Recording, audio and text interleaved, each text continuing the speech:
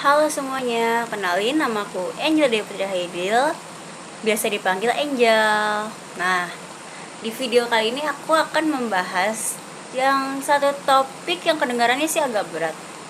Sebenarnya sih enggak ya. Topik ini adalah filsafat ilmu. Nah, di sini aku akan bicara dengan bahasa yang santai dan pastinya relate dengan kalian semua yang sedang belajar desain kayak aku. Kadang kita mikir, filsafat itu apa sih? Emang penting banget ya buat desainer kayak kita ini? Nah, justru itu yang menarik. Desain itu nggak cuma soal bentuk, warna, ataupun warna-warna yang lain. Di baliknya itu ada cara berpikir, logika, dan nilai-nilai yang bikin karya kamu makin jadi lebih bermakna. Jadi sebelum kita masuk ke istilah-istilah filsafat seperti ontologi, epistemologi, dan aksiologi, ayo kita mulai dari awal dengan apa itu filsafat. Filsafat itu sendiri berasal dari bahasa Yunani, yaitu filosofia. Nah, filosofia itu sendiri artinya ialah cinta kebijaksanaan. Filosofia sendiri dibagi menjadi dua kata, yaitu philo yang artinya cinta dan sophia yang berarti kebijaksanaan. Artinya, orang yang berfilsafat itu adalah orang yang pengen mengerti sesuatu dengan cara berpikir yang dalam, logis, dan gak cuma asal-asalan. Nah, filsafat ilmu itu cabangnya dia fokus membahas hal-hal kayak apa sih ilmu itu, dari mana sih ilmu itu datang, gimana kita tahu sesuatu itu benar, dan buat apa sih kita belajar ilmu. Jawaban atas semua itu dibagi menjadi 3 bagian utama, yaitu ontologi, epistemologi, dan aksiologi. Di ontologi kita akan membahas apa yang dipelajari. Di epistemologi kita akan membahas bagaimana kita tahu. Dan yang terakhir kita akan membahas tentang mengapa pengetahuan itu penting. Nah, kita akan bahas ketiganya nih dari kacamata seorang desainer. Ontologi itu yang akan kita bahas pertama kali. Apa itu ontologi? Ontologi itu sederhananya tuh ngebahas tentang apa sih yang kita pelajari. Dari ontologi sendiri ini, dia dibagi menjadi 2 kata, yaitu ontos yang artinya ada dan logos yang berarti ilmu. Kalau kita terapin ke dalam desain, pertanyaannya tuh pasti jadi kayak gini. Desain itu sebenarnya apa sih? Apakah desain itu cuman soal bikin poster, logo, atau tata letak? Atau sebenarnya membahas lebih dari itu? Nah, kalau dari sudut pandang ontologi sendiri, desain itu bisa kita lihat dari 2 sisi. Kayak yang pertama, sebagai proses, yaitu saat kita ngide, riset, ngerancang, sampai kita menemukan solusi visual. Dan yang kedua, sebagai hasil, yaitu bentuk akhir yang kita lihat kayak brosur, packaging, UI UX, ataupun lain sebagainya. Tapi jangan lupa, desain itu juga benda sosial loh. Artinya, desain itu lahir dari interaksi kita dengan klien, pengguna, dan budaya. Contoh gampangnya itu adalah desain iklan. Bukan cuma soal warna ataupun font aja, tapi juga soal pesan apa yang mau kita sampaikan. Siapa sih target audiensnya? Bahkan nilai apa yang kita bawa.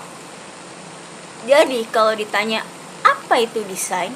Jawabannya, dari sisi ontologi, desain itu bukan cuma bentuk, tapi juga soal makna dan proses keberadaannya. Nah, kita masuk ke pembahasan kedua nih, yaitu epistemologi.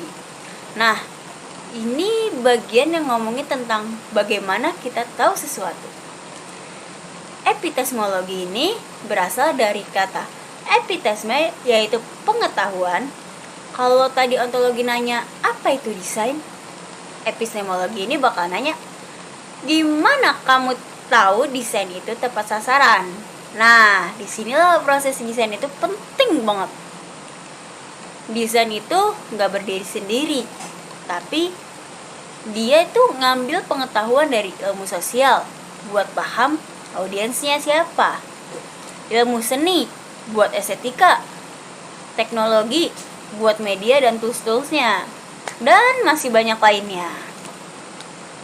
Salah satu pendekatan paling populer di dunia desain adalah design thinking yang punya 5 tahap, yaitu empatis, pahami dulu penggunanya, kedua define, tentukan masalah yang nyata, ketiga ide, curahkan ide sebanyak mungkin, keempat ada prototype, coba buat visual awal, yang kelima adalah tesnya, minta feedback, revisi.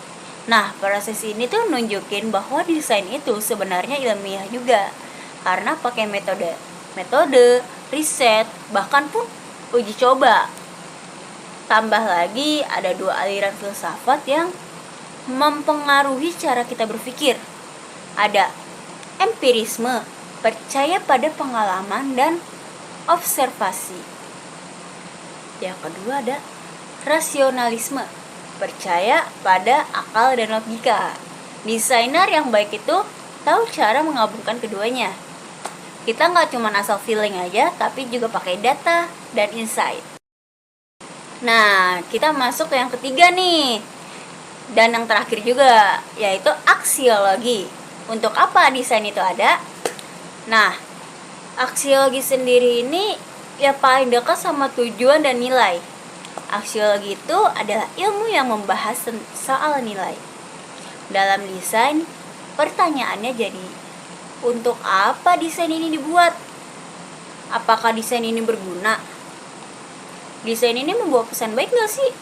Nah, dalam aksiologi ini tuh ada 2 hal yang utama. Yang pertama ada etika desain.